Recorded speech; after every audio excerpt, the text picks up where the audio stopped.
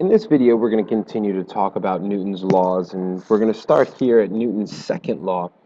And Newton's second law states that the acceleration of an object is directly proportional to the net force acting on it and inversely proportional to its mass. The big contribution of Newton's second law is that it gives us this equation that the sum of the forces is equal to the mass times the acceleration. We can also apply this formula and this concept to 3 dimensions. Even though we're going to typically just deal with it in 2 dimensions in this course, it can be applied to 3 dimensions. So we know the SI units for force is 1 Newton, and a Newton is a kilogram meter per second squared, and we get that because the mass, this is our mass, the kilograms, and the meters per second squared, that is our acceleration. And we multiply those two together, we get this kilogram meter per second squared, and instead of saying that all the time, we give it its own name, a Newton. Now, in the U.S., we typically use a pound, and the symbol for that is lb, and 1 Newton is about 0.225 pounds. Typically, we're going to use newtons in this class. So forces cause changes in motion. Last unit, we looked at motion itself and the effects of acceleration and velocity and how that changed an object's position and its displacement, but we never talked about the cause of motion. Well, this is the cause of the motion. The forces are the cause of the motion. And motion can occur in absence of forces, and this is key. A lot of times you think that, well, if there are no forces acting on an object, it can't be moving. Well, that's not the case. The change in motion comes from forces. So if something's already in motion, it can continue to move as long as there's no forces acting on it. And all forces acting on an object are added together as vectors because forces are vector quantities to find the net force acting on the object. And remember, what is the net force? That's the sum of the forces. That is equal to the mass times acceleration. One of the biggest mistakes is a lot of times students will say that any given force, an individual force, is equal to the mass of the object times its acceleration, when in reality, Newton's second law says that the sum of the forces, the net result of all of the forces acting on the object, is equal to its mass times acceleration. And so that means that Newton's second law is a vector equation. And so anything in that equation, the sum of the forces is equal to the ma.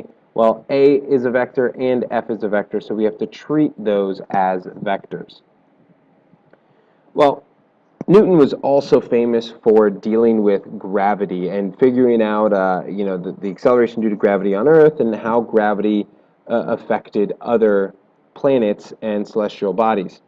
And so there's this known force that any objects that have matter will attract each other. Now, we're not going to talk about how gravity works in this course. If you'd like to learn that, take AP Physics C. But we know that all objects have a gravitational force that they pull on each other because they have mass. And Newton was able to figure out that all objects exert a gravitational force on each other according to this equation. And let's talk about what's in this equation here. So we have m1, m2. Well, these are the two objects, the masses of the two objects. So right away, you can see that as mass goes up, the force goes up. So the bigger the body, the bigger the force that's exerted. Think of the sun. The sun's very big, very massive. It's exerting a bigger force on the Earth than the moon is because the moon is less massive. Well, we also have to take into consideration the other objects. So there's two objects in this case, and what's the force of gravity that's attracting those two objects to each other? And there's this r here. That is the distance that separates them.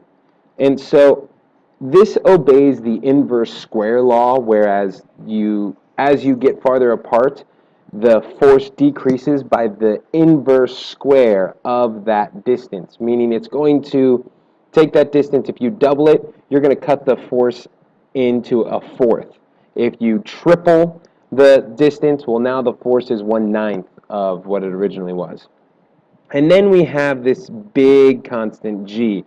This is big G, not baby g. It is a constant like baby g, but it's a different value. This is 6.67 times 10 to the negative 11th. You can actually use this equation to find baby g and calculate baby g, and we'll do that later on in class. But this g here is a totally different constant, and it's really, really small. It's a really small constant.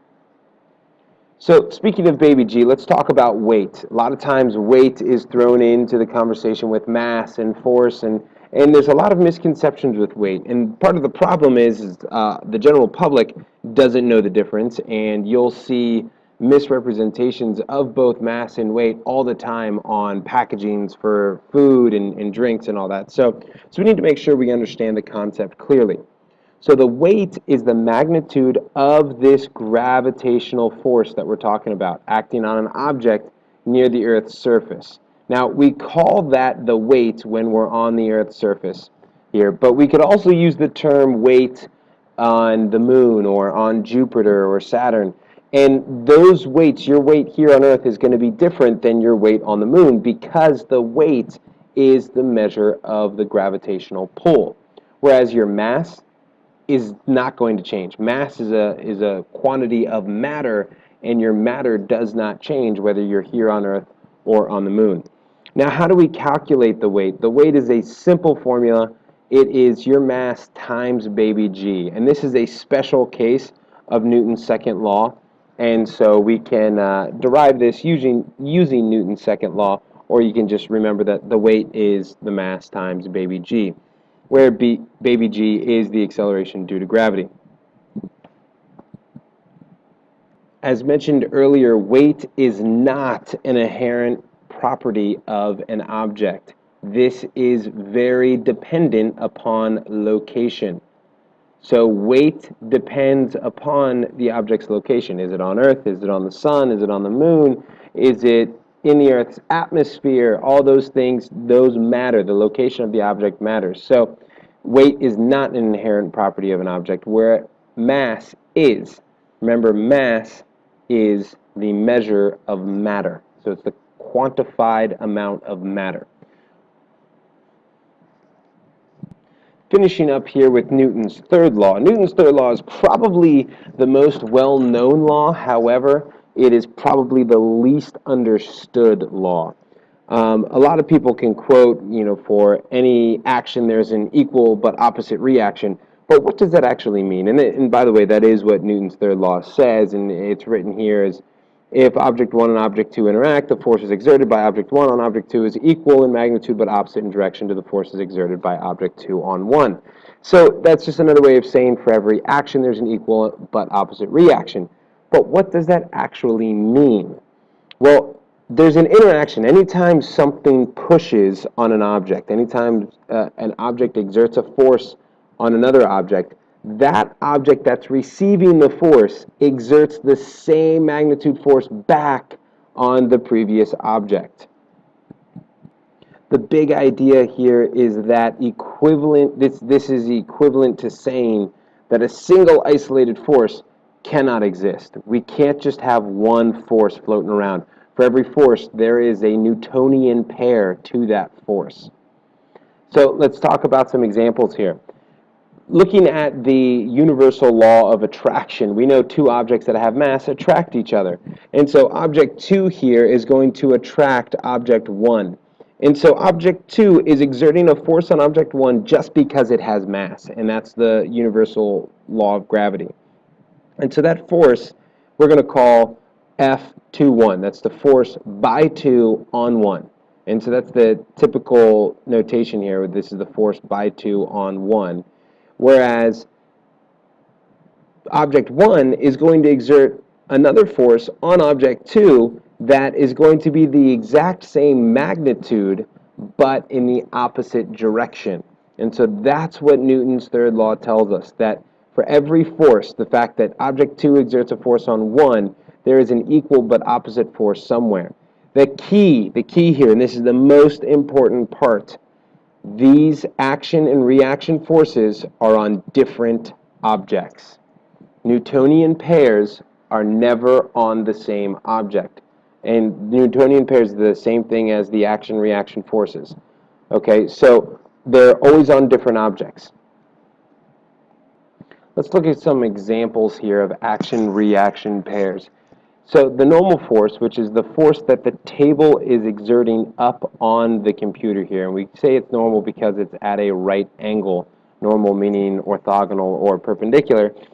And so because the computer is resting on the table is exerting a force on the computer so it doesn't plummet to the earth essentially. Well, that normal force, that's the table exerting up on the computer.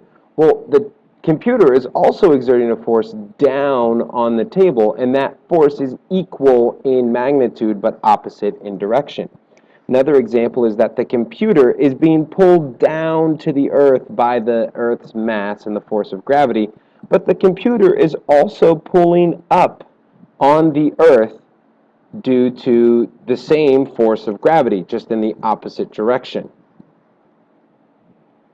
And so that force of gravity is the same for the force that's pulling on the computer and the force that the computer pulls up on the earth. And so a little conceptual question to think about: when we drop something, say we drop this computer, we see the computer move because it has a force acting on it and it's pulling it down. But do we see the earth move? And so I want you to think about that and bring that answer into class. So Newton's laws use the forces acting on an object. And so if we look at the computer itself, it only has two forces acting on it.